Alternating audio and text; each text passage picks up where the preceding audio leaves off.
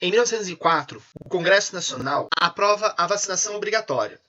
É uma tentativa desesperada do governo Rodrigues Alves de conter os surtos constantes de varíola que assolam, em especial, a capital republicana, o Rio de Janeiro. A população, sem acesso à informação, sem saber o que é vacinação e com muito medo das informações erradas que circulam, de que ao se vacinar poderia ocorrer uma tragédia.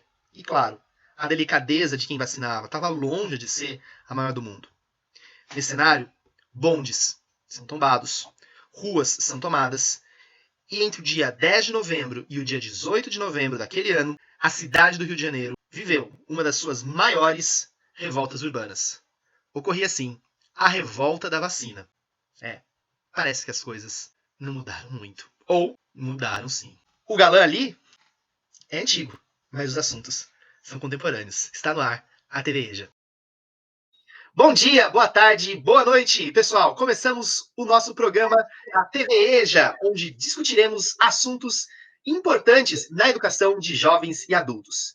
E o nosso primeiro assunto é um que está aparecendo em jornais, aparecendo em discussões de WhatsApp, aparecendo em todos os lugares: as vacinas. Por conta da pandemia da Covid-19, o assunto vacina voltou à ordem do dia. E aí, será que de fato a gente sabe o que é a vacina? Como funciona o processo de vacinação? Para saber um pouquinho mais sobre esse tema, eu tenho a honra de receber o professor Luiz Felipe de Macedo Bartolete, professor de ciências da NFEJA Nícia Floresta, ali na região sudoeste de Campinas, no bairro do Vida Nova. Luiz é bacharel e licenciado em Ciências Biológicas pela Universidade Estadual de Campinas, mestre e doutor em Genética e Biologia Molecular também pela mesma universidade. E desde 2018 é professor da rede municipal, atuando na educação de jovens e adultos.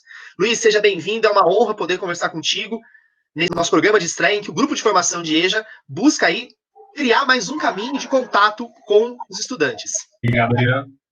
Também estou muito feliz de estar aqui para tentar esclarecer um pouquinho, né, as dúvidas sobre esse assunto que é tão polêmico e, como você mesmo disse, está o tempo inteiro na mídia, né? Então a gente precisa ter certeza do que a gente está falando para não deixar ser enganado por ninguém. De fato, a gente tem que saber se informar, saber obter um pouco desse conhecimento para não ser enganado. As fake news estão aí, aparecem a rodo, e a gente acaba sendo bombardeado por informações que não são, de fato, as corretas, as mais precisas. E aí, acho que talvez o primeiro ponto, Luiz, para a gente começar a nossa discussão, é que essa pandemia começou na China no final do ano passado, dezembro do ano passado, e chegou com tudo no Brasil aqui em março. Ela tem uma proporção muito grande. Por que ela tomou essa proporção?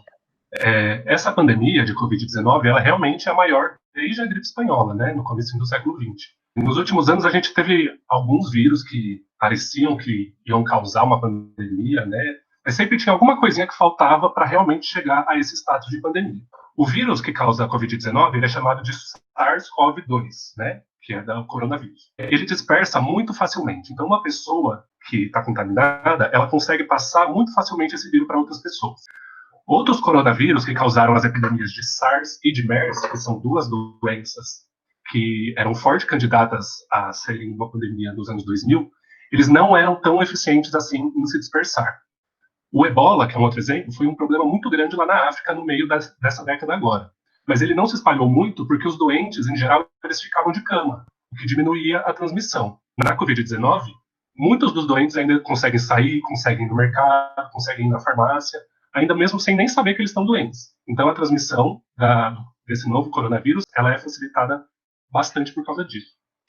Legal você falar isso, porque às vezes as pessoas têm a noção de que todas as doenças são iguais, né? Então, você mostrar que a transmissão é diferente, né? Agora, talvez nas últimas 5, 6, 7 semanas, meses de setembro, outubro, a questão da vacina virou top, né? Antes você falava muito sobre quantas pessoas estão morrendo, como que é a transmissão, estava se conhecendo a doença, tinham cenas fortes, né? A gente teve cenas no Equador, na Itália, e agora fala-se muito das vacinas. Por que é tão complexo e acaba demorando tanto assim para desenvolver uma vacina? A primeira coisa que eu preciso ressaltar aqui é que o Brasil ele é reconhecido internacionalmente há muito tempo como referência no seu programa de vacinação, porque ele é capaz de distribuir muitas vacinas contra muitas doenças de graça pelo SUS, né, o nosso Sistema Único de Saúde. E isso só foi possível devido a muito investimento em pesquisa e em saúde, que são necessários para que essas vacinas sejam desenvolvidas nos laboratórios então possam ser distribuídas para toda a população. E como que essas vacinas agem? Né? Elas agem no nosso sistema de defesa, o sistema de defesa do corpo humano, que é chamado de sistema imunológico.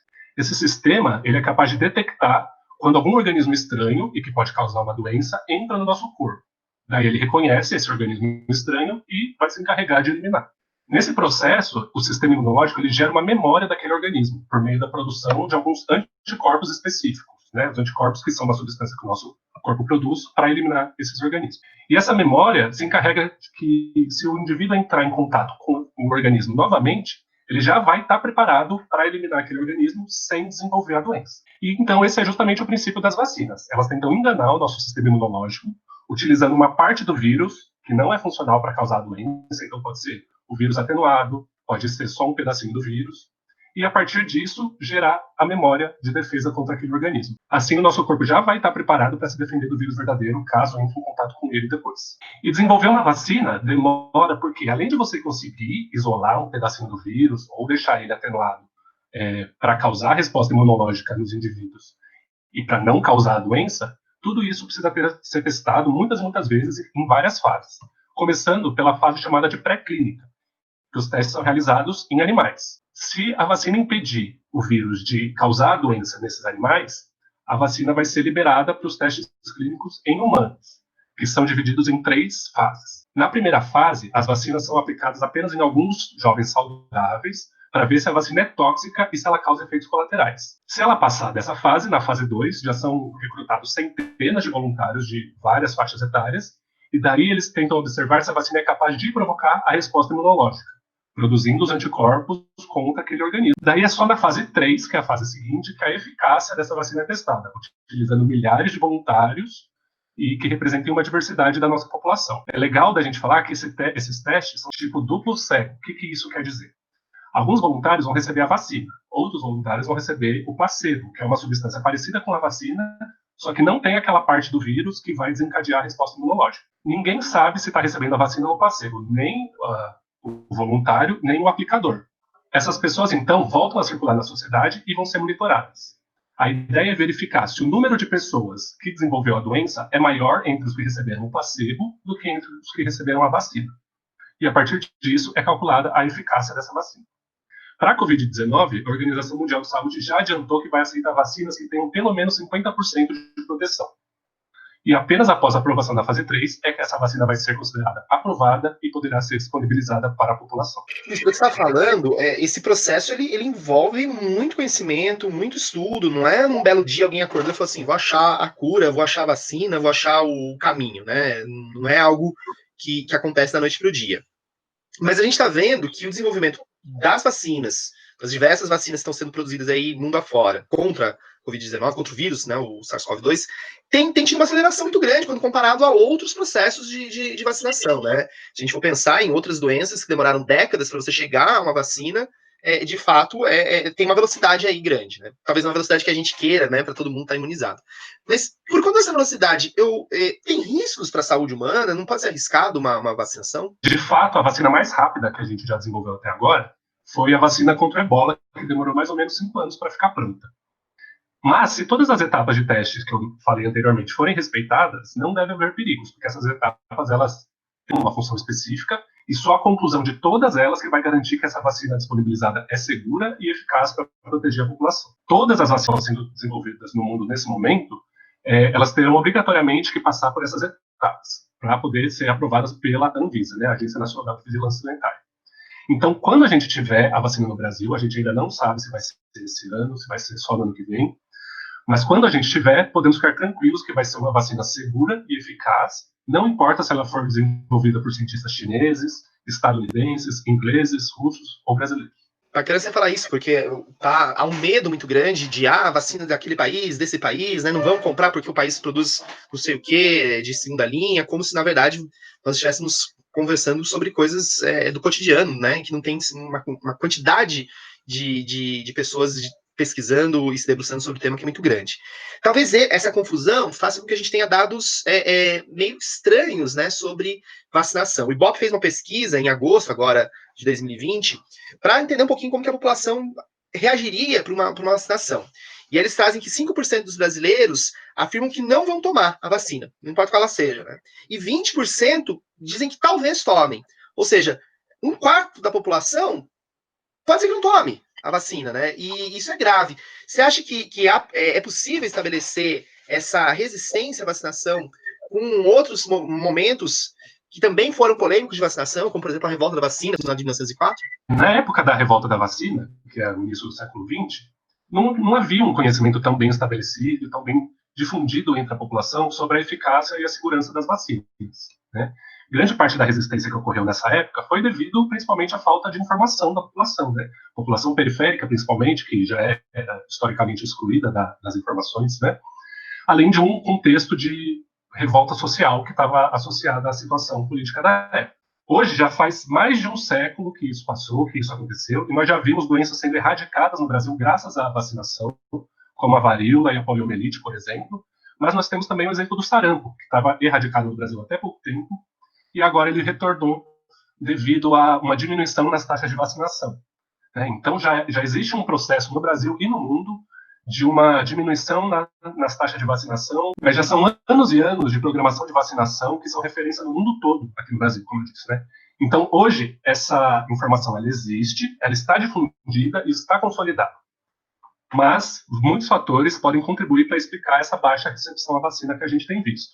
Infelizmente, a desinformação e a disseminação de fake news são uma grande parte disso. Eu não acho que nós teremos uma situação semelhante a 1904, né, na época da revolta da vacina, porque ninguém vai ser vacinado compulsoriamente agora, ninguém vai entrar na sua casa e espetar uma vacina no seu braço. Mas é muito triste a gente ver que os avanços que foram feitos ao longo desse último século têm sido destruídos pouco a pouco por causa de desinformação. Não digo que é outro contexto, porque parece que algumas coisas se repetem, mas acho que nós temos um acesso à informação muito maior, né? Depois de todo esse papo sobre vacinação, né, pode haver aquela sensação das pessoas já, então a vacina tá aí, tá muito perto de acontecer, tá tudo resolvido, tranquilo, vou seguir minha vida. Mas que cuidados ainda precisam ser tomados para que a gente não tenha problemas de saúde graves acontecendo? Nos últimos meses aqui no Brasil, parece que todo mundo se acostumou com a pandemia, todo mundo se acostumou a ficar de quarentena, e isso tem levado a uma diminuição das restrições, né? Está todo mundo cansado de 8 meses já de quarentena, mas isso não quer dizer que a pandemia acabou. Ainda tem muita gente doente, muita gente morrendo. Os Estados Unidos bateram agora o recorde de número de casos num dia. São mais de 200 mil pessoas ficando doentes em um único dia nos Estados Unidos. A segunda onda já começou na Europa. Né? E no Brasil, por mais que as coisas estejam melhores do que estavam em abril e março, os cuidados que nós devemos tomar ainda são os mesmos. Tá? Devemos continuar evitando aglomerações, evitar o contato com pessoas que não estão em isolamento conosco. Tá? Então, se tem alguém que não está ficando na sua casa nesse período, tentar evitar de ficar próximo dessa pessoa, tentar manter a distância caso entre em contato, e ficar em casa o máximo possível. Tentar sair realmente só em casos especiais, se for para trabalho, se for para resolver algum problema. E se for sair nesses casos, sempre usar a máscara. Lembrando que ainda está vigorando a lei de uso de máscara, a máscara precisa cobrir o nariz e a boca, e é para colocar a máscara assim que você sair de casa. Usar bastante o álcool gel para limpar a mão, ou higienizar as mãos com água e sabão sempre que possível.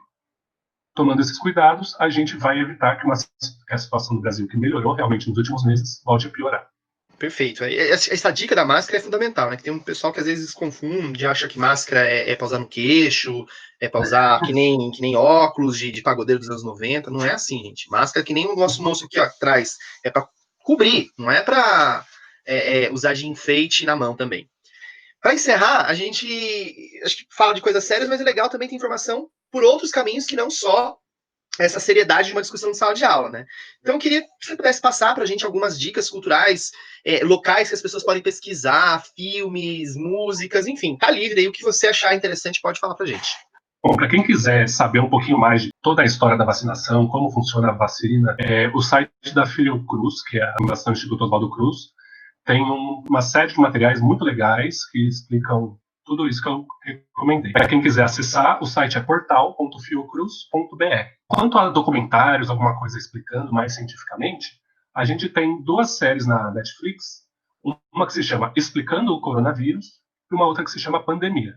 E se alguém quiser uma coisa mais cinematográfica, tem um filme de 2011 chamado Contágio, que mostra uma situação parecida, né? Uma doença que começa a se desenvolver e como os cientistas lidam com ela. E também é muito importante a gente lembrar que existe um calendário oficial de vacinação no nosso município, e ele pode ser acessado na página da Secretaria de Saúde da Prefeitura de Campinas, tá? Então é muito importante que, além de aguardar a vacina da Covid-19, todo mundo entre lá para ver quais são as vacinas que estão disponíveis e que vá até o posto de saúde para tomar as vacinas que ainda estiverem devendo. Luiz, muito obrigado. Acho que tirou várias das dúvidas que a gente pode ter aí sobre a vacinação. Eu encerro pedindo que todos lembrem-se que a vacinação não é um monstro de 7 cabeças. Pelo contrário, se nós conseguimos combater doenças que matavam milhões e milhões de pessoas, se a expectativa e a qualidade de vida das pessoas pôde melhorar ao longo dos últimos 150, 170 anos, é muito porque a gente tem vacinação. Então, não vamos escutar, às vezes, aquelas falas meio perdidas aí que dizem, não, se tomar vacina vai acontecer isso, vai acontecer aquilo.